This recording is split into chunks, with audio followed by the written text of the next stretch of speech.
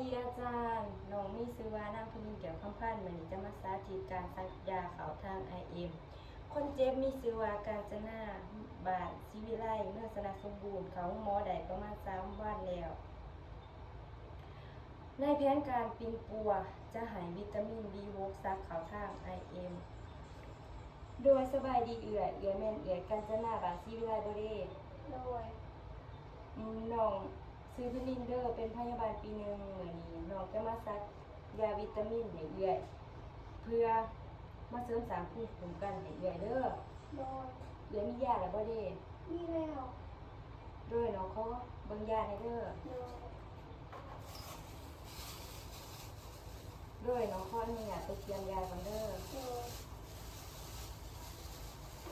แล้วหลังจากนั้นเฮาก็ไปล้างมือหาขั้นตอนด้วยน้ำสะอาดแล้วมาล้างด้วยแอลกอฮอล์ 70% ตามขั้นตอน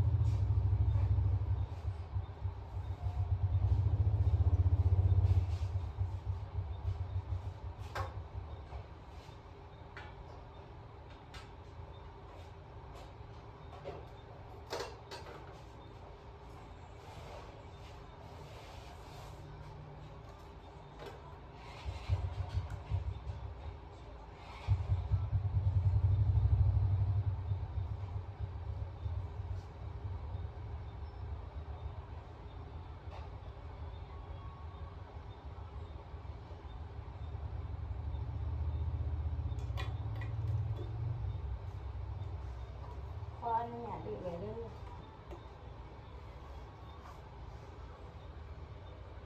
เยอะมาก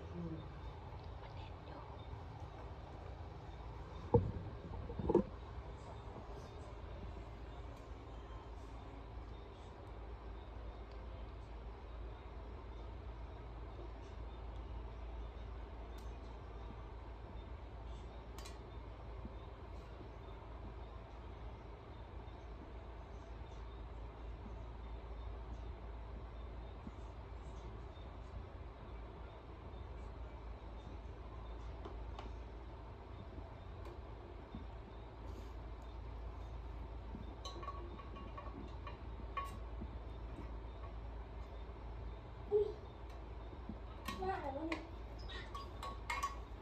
แด่เด้อแด่เด้อ ยูหู โดยแด่เด้อแด่เด้อ